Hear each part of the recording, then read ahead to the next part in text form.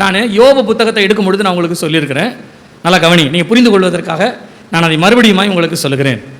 நீங்கள் சங்கீத புத்தகங்களை நீங்கள் வாசிக்கும் பொழுது இந்த சங்கீத புத்தகங்கள் என்று சொல்லப்படுகிறவைகள், இதற்கு இன்னொரு பெயரும் உண்டு, கவிதை புத்தகங்கள் என்றும் சொல்லுவார்கள். It's a song book or poetical book என்று சொல்லுவார்கள்.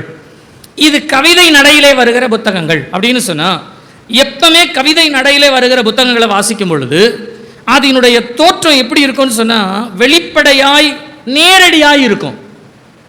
ஆனால் அது சொல்லப்படுகிற அர்த்தங்கள் வேறொன்றாக இருக்கும்.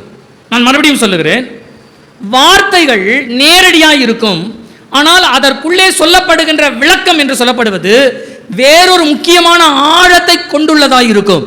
நான் புரியும்படியாய் சொல்ல வேண்டுமானால், இன்னும் நீங்கள் உன்னத பாட்டு புத்தகத்தை வாசிப்பீர்களானால் அதிலே மணவாட்டியை பற்றி சொல்லும் பொழுது சில குறிப்பிட்ட காரியங்கள் எழுத்து நடையில் அப்படியே சொல்லப்பட்டிருக்கும்.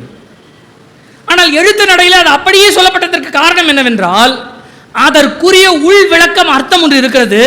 இந்த அர்த்தத்தை புரிந்து கொள்ள வேண்டும் என்பதற்காக அது நேரடியாய் சொல்லப்படுகிறதா இருக்கிறது. அப்படியானால் என் தேவனே என் தேவனே ஏன் என்னை கைவிட்டீர் என்று இயேசு சொன்னதற்கு காரணம் என்ன என்று சொன்னால், அவர் சங்கீத புத்தகத்திலே சொல்லப்பட்ட வார்த்தை நிறைவேறுவதற்காகவே ஆண்டவர் புதிய ஏற்பாட்டு காலத்திலே அந்த வார்த்தை அப்படியே சொன்னார் என்று சொல்லப்படுகிறது. அதனுடைய அர்த்தம் வேறு, ஆனால் வார்த்தை ஒரே வார்த்தை தான்.